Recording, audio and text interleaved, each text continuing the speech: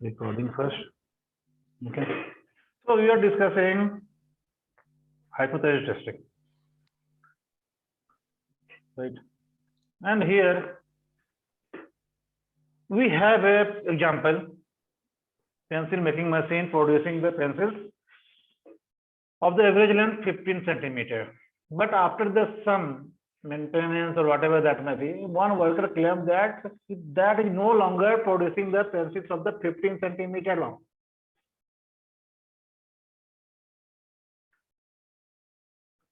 If you remember,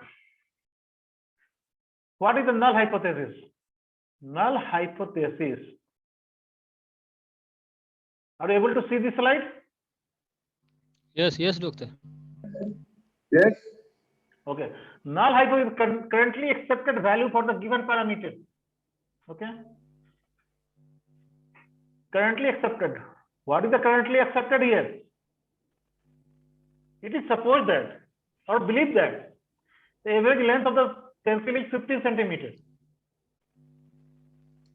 Right? So that is the currently accepted value. So we write hypothesis null, null represented by 0, right? And mean value of the length mu, mu generally represents the mean. Mean means average. Both are the same thing. Equal to 15 centimeters, right? So first hypothesis, null hypothesis here is the average length of the pencil is 15 centimeters. And if you remember how to define the alternate hypothesis, also called the research hypothesis, some other claims, that is from the currently accepted one. You have to do research about that one. That has to be tested, right? So that is known as the alternative hypothesis. What is not included in the null hypothesis? That all values should be included in the hypothesis, sorry, alternative hypothesis. Do you understand? So what we have included in the here? Null hypothesis is length of the pencil, average length of the pencil is 15 centimeters. If anything other than 15 centimeters, that should be included in the alternative hypothesis. So we define alternative hypothesis with a symbol of H, A for the alternative, and here the mean represented by mu, that is not equal to 15 centimeters. And that is the claim of the worker, right? So we have right two hypotheses. One is the null hypothesis, and generally what we prefer, wherever the equality sign is coming in any problem, right? Equality sign is coming in the any statement or promise, claim or hypothesis, that should be declared as the null hypothesis. There may be sign like greater than equal to, so that should be considered as the null hypothesis, less than equal to, right? So wherever the equal to sign is coming, it's better for the statistical tests. We'll discuss it later on how to conduct that one. Okay. So this is the way to write the hypothesis. Okay. Now, what can be the possible outcome of a test when you are going to perform a hypothesis test? What can be the outcome? If claim is true in this case, If worker's claim is true that after maintenance, machine is no longer producing the 15 centimeter average length of the pencil.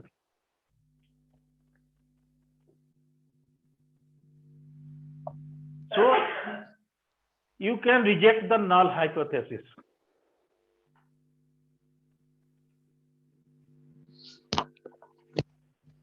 What is believed currently, that should be rejected.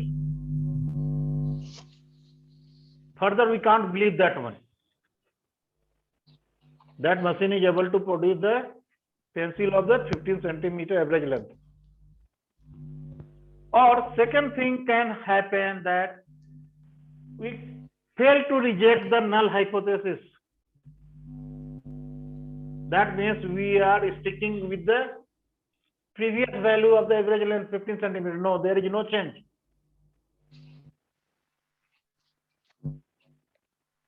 Right?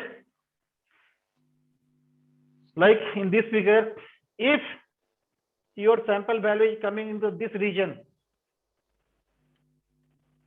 you will reject the claim. Or this region is not changed, no change. Same thing happening here also. Okay. So on the which basis we are going to do this one? Take these decisions, whether to reject or fail to reject.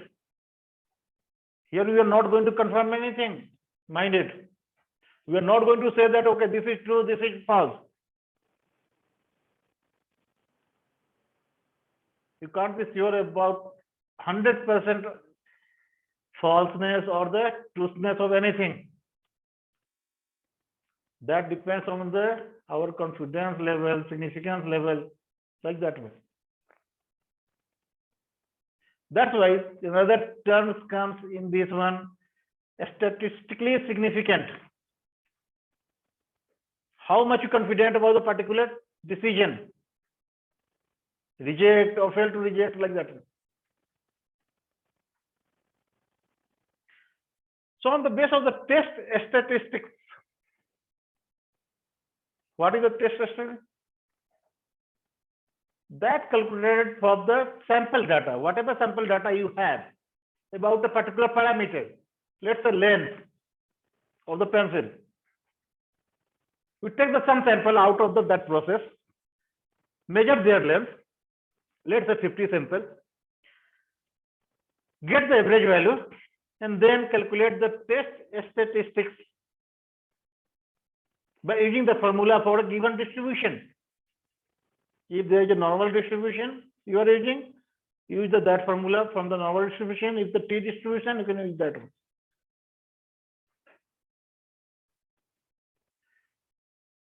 And also comes the how confident you want to be about your decision. That determines the confidence level, right? And how to determine the confidence level? What should be our confidence level or the significance level? On which parameter that depends? That depends upon the implication of the outcome, how severe that implication can be if there should be some error in the decision.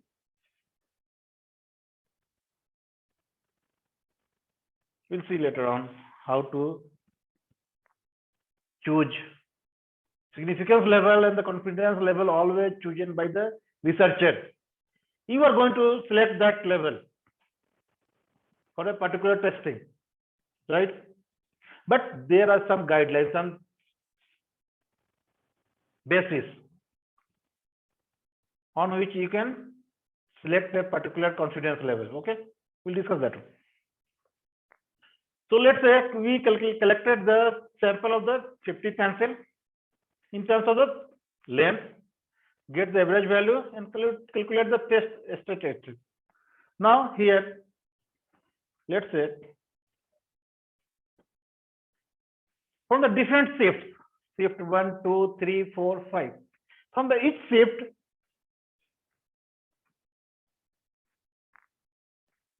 we collected the 50 sample from the each.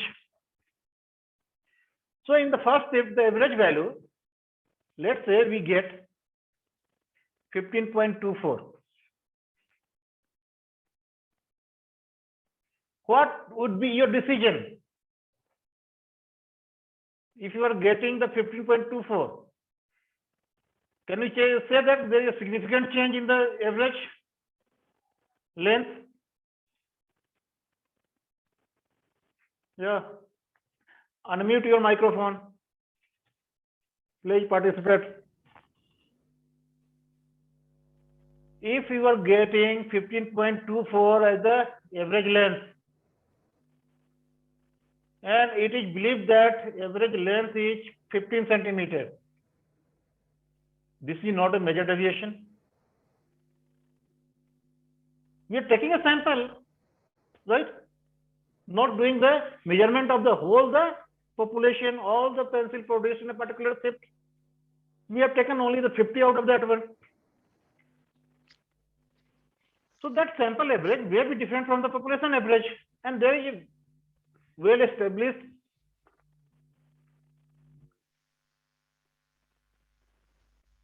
that average length of the pencils are 15 centimeter, and you are getting the sample average as the 15.24. We can say that okay, this deviation is tolerable, no problem. We stick with the average length at the 15. In the another shift too, you have again taken the 50 samples, and now the average length of the pencils came around 16.45 centimeters. Now what should be your decision? Are you going to accept that average length is still 15? Are you going to accept this hypothesis, H naught mu equal to 15 centimeter, or you are going to reject this one and accepting this one, alternative one?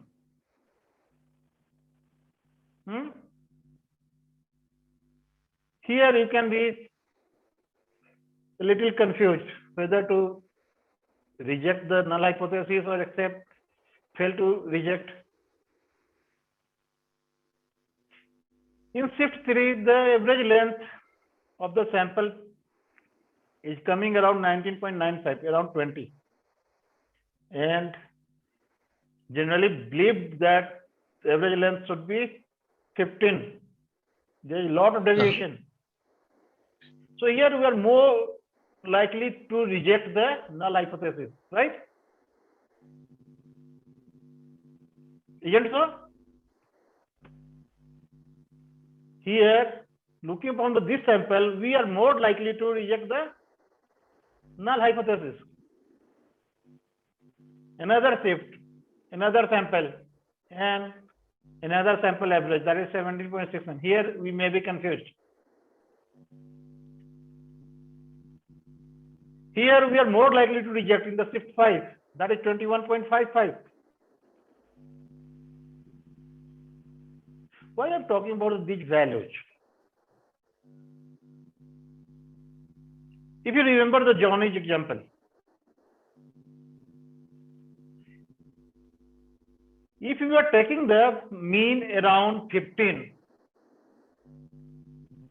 so there is more probability that more and more sample average would be around the 15 value, 15 centimeters. But if something is going to come, mean value of the sample is coming around, let's say 22 or 21.55, that is very far away from the mean. So what kind of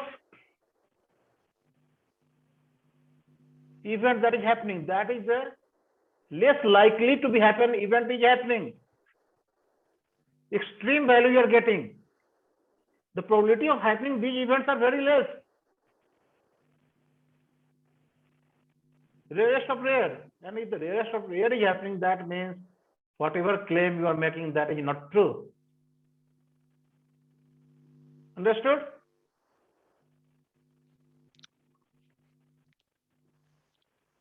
Remember that example. His running speed was kilometer 45, and if he's getting the average running speed of the 15 kilometer per hour. You can't believe it. Because on the scale of the 45 as a mean, 15 is a rare thing. His speed may come 35, 40, that can be acceptable, okay, due to the some reason that is happening. But getting the speed of the 15 when average speed is 45, that is not a normal thing. That is the extreme one. And if the extreme is happening, we reject the claim. Got it? Hello, doctor. What? Yeah. Okay, having the value 15.24, we can call it as an alternative, accepted alternative. And in number 2. No, in the 15.24, we can't accept the alternative. Because this is very near to the previous null hypothesis, 15. And null hypothesis is that average length of the pencil is 15 centimeter, and this is the sample value. This is not a rarest thing. This is happening around the mean value. If something extreme is happening like 21.55, it's already rejected. Yeah, okay. Okay. But where to draw a line, critical value, like here I say, critical value, where should be the critical value? What should be the critical value? How to find out that one? So that we say that this cutoff value or critical value, that like in the Johnny's case, that was 25 km/h, just to say, okay. Till now, we didn't apply any scientific method to find out the critical value. So here also, where should be the critical value? That should be the 19 centimeter, 18 centimeter, 18.5, 17.5. So that below that value, we say that there is no change in the mean length or average length of the pencil. And if sample average is coming in another region, like if sample average is coming in this rejection region, we can say that there is change in mean value due to the machine maintenance, right? So this is not based upon the opinion, what opinion you have. You can't make this decision, critical values or cutoff value, can't select by your own, based upon your own subjective judgment or whatever that means. There should be some scientific basis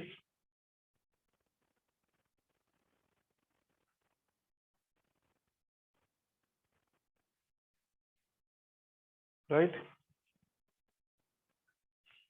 What's not working? Let me see if someone is.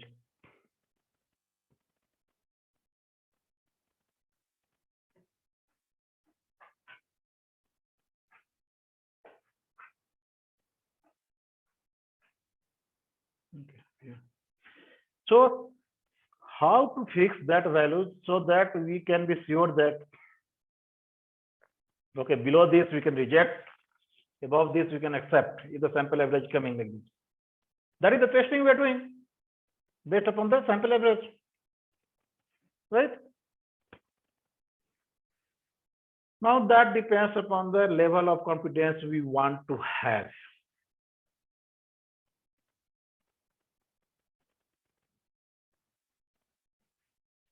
Okay.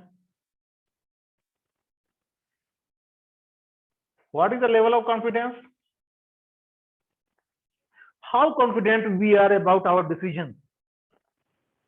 When you are going to say something, how confident you are at that particular statement?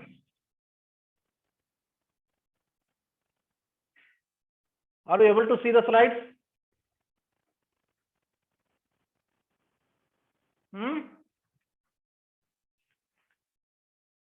Hello? Hello, doctor. Yeah, am I audible? Are you able to see this slide? Yes, visible. Now, this level of confidence is decided by the researcher.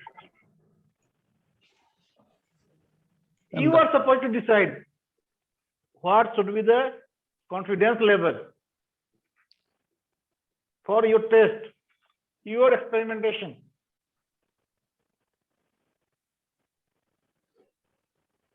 Right? That may be 90%, 95%, 99%, whatever that may be.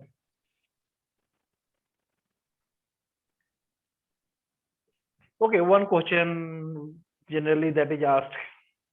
Can we have the level of confidence 100%? No. Why not?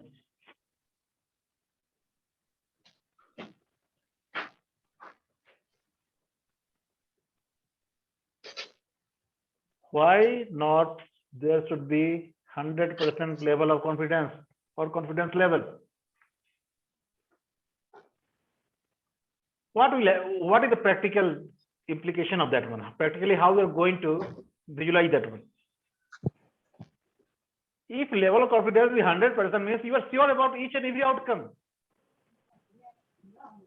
right? So, what is the need of the test? Already you are sure about each and every outcome.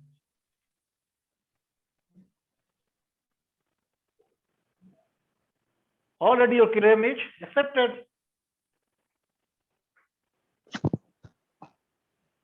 You are sure about that, okay, 100% this is going to happen each and every time. So what to test? Nothing left there to test.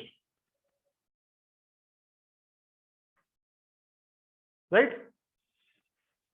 But in real life, nothing is 100% certain.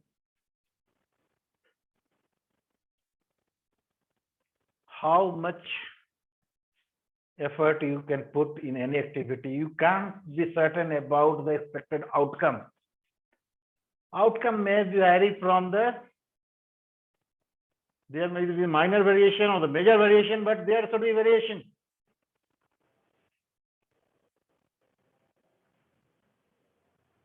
And this is law of the nature, okay? So we can't be 100% sure about anything. So level of confidence cannot be 100%, given that if you are 100% sure, there is no need of the testing. That is already proven fact. But generally that does not happen in the real life. Okay. Second term we are going to discuss, that is the level of significance, alpha. Level of confidence represented by C and level of significance represented by alpha. And there is a relationship between these two. Alpha equal to 1 minus C when C is represented in the fraction. Level of confidence not represented in the percentage but in the fraction. Alpha is equal to 1 minus C. That means alpha plus C will be always 100%. Got it?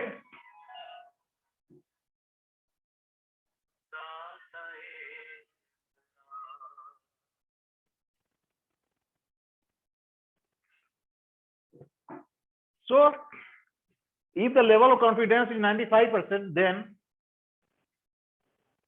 C equal to 0.95 in fraction and alpha will be should equal to 0.05. What is the level of confidence? 95% represent out of the 100 times, 95 times whatever claim is made, that should be true.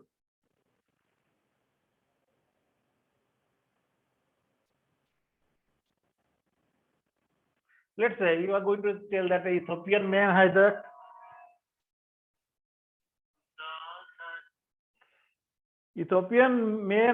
average length or average height of 172 centimeters. And if you are going to take the different sample, and this is a statement you are going to say with the 95% confidence. That means if you are going to take the 100 sample, different sample, and you are coming with some average value of that sample, 95 times that height should be greater than or equal to 172 centimeters.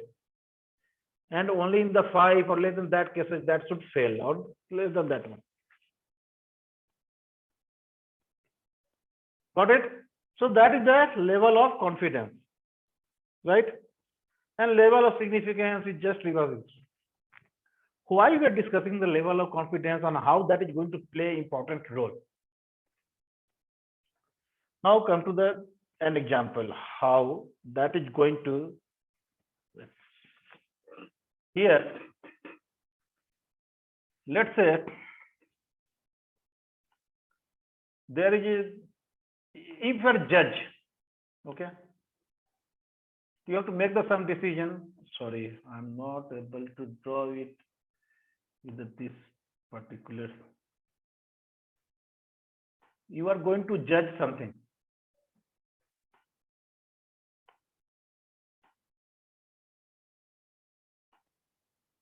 You are going to make the judgment, and there is two cases. Case 1 and case 2.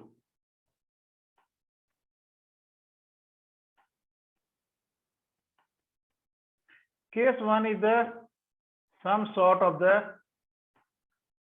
driving violation. Driving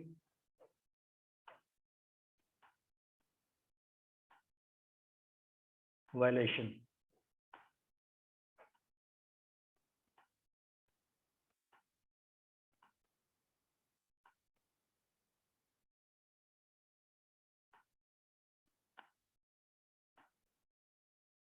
Earlier I had the touch screen laptop that is damaged. That was easy to write in this. And second one is some sort of the murder charges.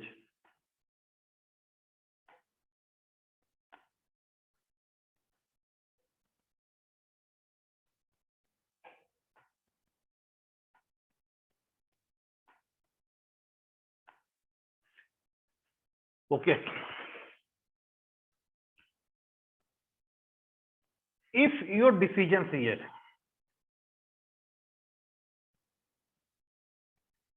if you are 90% confident about this, 90% confident about this one, your decision that okay, traffic violation, driving violation happens and he should be charged, let's say 500 bill.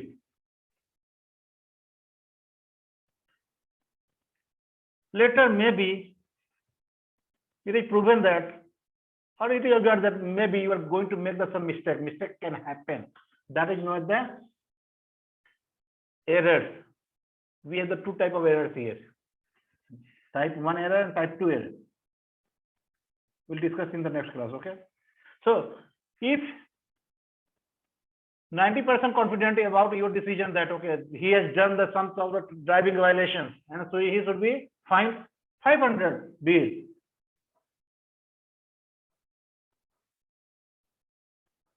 Implication of this is not so good if decision made is wrong one. Though that person has not done any violation, but you are charging him 500. Okay, that is injustice. But that is not going to affect his life as in the case of the murder charge. And if accused is innocent, but on the basis of 90% confidence, based upon some facts and figure presented to you, you are the judge, and you are confident about the 90%, you would sentence him to the life imprisonment or like that one.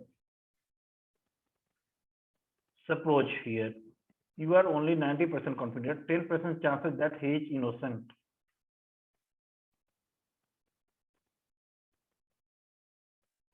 Right? If your decision is wrong, there is some error in your decision, type 1 type. Null hypothesis is wrong but rejected, or like that, no, discussing. So he will go into jail for the lifelong. Implication of your decision is very severe here. So here you can reduce this. You want to be more sure about this one. You want to increase this confidence level. In that kind of cases, that kind of scenario, here you want to become 99.9% sure. And that happens during the civil cases and the criminal cases. In criminal cases, more evidence is required to prove the guilty. If not, evidence is provided till that person is assumed innocent. So what should be the effect? Okay. What should be the implication if your decision is wrong? You have to consider that one also. Selecting this confidence level. If not so severe, you can go with the lower confidence level also. A very severe implication will be there, right? Then we have to enhance the confidence level. Already we talked about that confidence level cannot be 100%, but we want to be very sure, because that is a matter of the life and death of some person in the second case, right? So that depends on the severity of the implications of the effect of the particular decision, right? On that, we select the confidence level and accordingly the significance level. And this significance level is going to play a very important part. This significance level is or confidence level is the probability, right?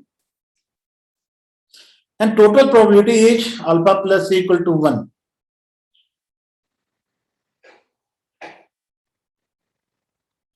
Right? So on the basis of this significance level and sample probability p-value, we will discuss the p-value in the next class, how we are going to compare these two and come out with some decisions, concrete decisions. Same time we'll discuss about how to set the c value, critical value, not this capital C, small c, critical value for making the decisions, right? Now we have left the 4 minutes in this class. If you have any question at this stage or anything you want some elaboration or explanation, you can unmute your microphone and ask, okay?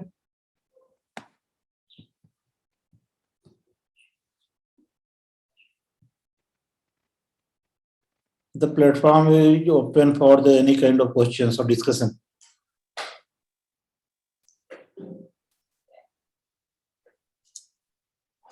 Yes.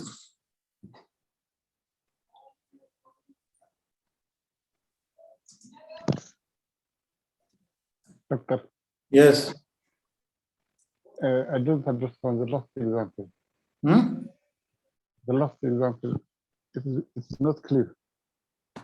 This example, pencil. The last one. This is not the example. I am discussing about the level of confidence. Confidence is how confident you are.